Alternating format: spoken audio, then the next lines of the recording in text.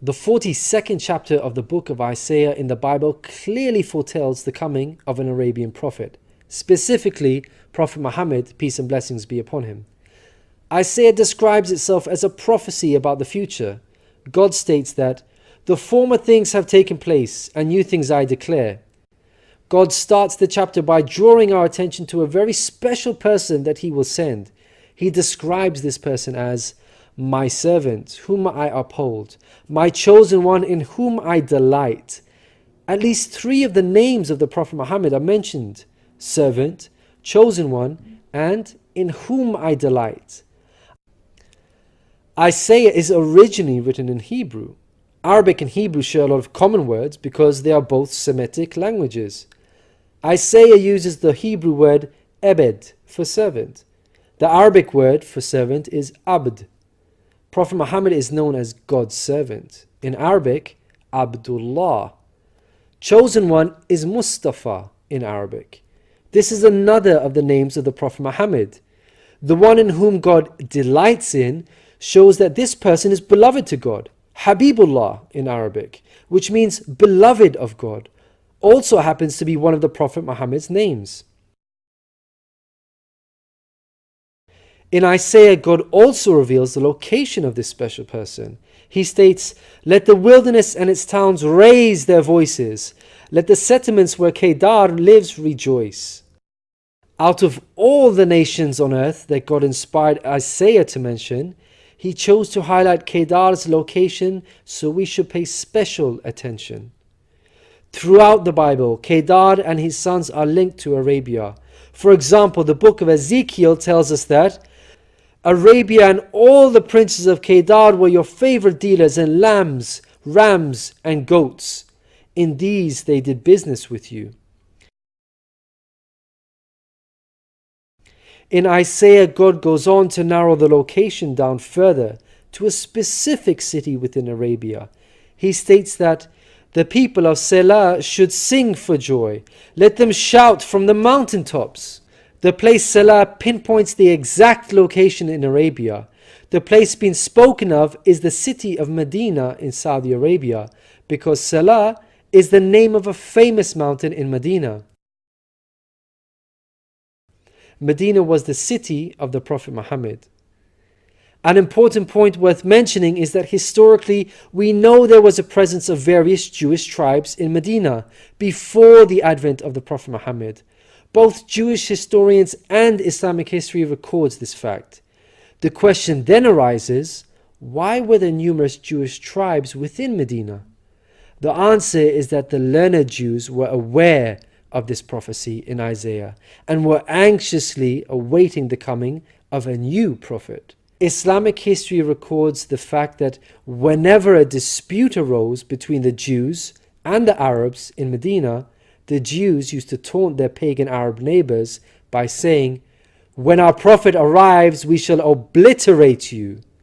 The Qur'an also affirms this. God says, "Is it not a sign to them that the learned men of the children of Israel knew it as true?"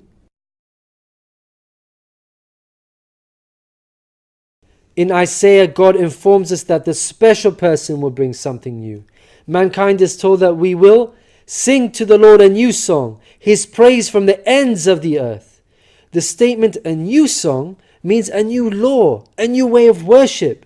This is exactly what Islam represents. The emphasis on the new song here is singing the praise of God all over the earth. The Quran opens with the statement, "Praise be to God, Lord of the worlds," and is recited by Muslims all over the world during prayers every day. The new song cannot refer to Jesus because he did not bring about anything new. Rather, he confirmed the law of Moses that was already there. In the Gospel of Matthew, Jesus said, "Think not I am come to destroy the law or the prophets. I am not come to destroy, but fulfill." Jesus obeyed and followed the law of Moses throughout his life. Jesus didn't sing a new song. He sang the same song of Moses, the Torah. Moreover, the disciples of Jesus also followed the law of Moses, even after Jesus departed. In the book of Acts, we are told that the disciples looked to the Torah for guidance. For the law of Moses has been preached in every city from the earliest times.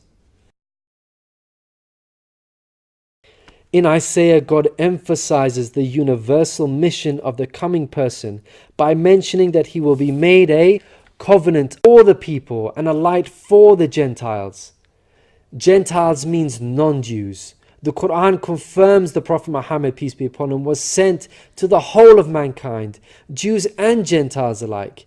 In the Qur'an, God tells us, "We have sent you, O Prophet, as a bearer of glad tidings and a warner for the whole of mankind, but most people have no knowledge." The verse in Isaiah cannot apply to Jesus, because in the Gospel of Matthew, Jesus said, "I was sent only to the lost sheep of Israel." In Isaiah, God further states that he will lead the blind by ways they have not known. Along unfamiliar paths I will guide them. The pagan Arabs at the time of the Prophet Muhammad fit this description perfectly, because they had not been sent a messenger prior to Muhammad. The Qur'an bears witness to this. God states that Muhammad was sent to warn a people to whom no warner has come before. The verse in Isaiah cannot apply to Jesus, because his people, the Israelites, had already received a multitude of prophets from God. In Isaiah, God emphasizes that this special person will be sent to those who trust in idols, who say to images, "You are our gods." The whole of Arabia at the start of Muhammad's prophethood consisted of idol worshippers. Again, this cannot be a reference to Jesus, because his people, the Israelites, were monotheists and not idol worshippers. Moreover, Jesus explicitly told his disciples to stay away from the idol worshipping Gentiles, the exact opposite of what God prophesied in Isaiah. The Gospel of Matthew tells us that these 12 Jesus sent out with the following instructions: "Do not go among the Gentiles." In Isaiah, God states that this special person will be a warrior and will go forth as a mighty man. He shall stir up jealousy like a man of war. He shall cry, yea, roar. He shall prevail against his enemies. Throughout history, God has dealt sternly with those who are sent guidance and persist in disbelief. Prophet Muhammad, peace be upon him, had to engage in many battles with the idol-worshipping enemies of God and ultimately prevailed against them. By comparison, Jesus did not triumph over his enemies. According to Christians, he was crucified by them. Moreover, Jesus wasn't interested in fighting. He was not a man of war. He was a pacifist, according to the Bible. He said such things as, "For all who draw the sword will die by the sword," and "My kingdom is not of this world. If my kingdom were of this world, then would my servants fight." In Isaiah, God gives us a list of momentous achievements for this special person. Chief of these is that the idol worshippers will be turned back in utter shame. Not only did the Prophet Muhammad conquer Mecca, the pagan capital of Arabia, but by the end of his life, in just 23 short years of prophethood, Arabia had shunned idol worship and now worshipped the one true God of Abraham. This cannot apply to Jesus, as it was Christians themselves who were humiliated and greatly ashamed for hundreds of years after Jesus. They were persecuted at the hands of the Roman Empire, who were idol worshippers. They executed some of the apostles of Jesus, such as Peter and Paul. Christians were tortured and even fed to the lions. Finally, Isaiah closes with an admonishment from God. "Hear, you deaf. Look, you blind, and see. You have seen many things, but you pay no attention. Your ears are open, but you do not listen. Which of you will listen to this or pay close attention in time to come?" It seems clear that the deaf and blind God is talking about in this verse are those who reject Prophet Muhammad, peace be upon him. Who among you will heed God by acknowledging him? Who will listen and pay close attention in time to come?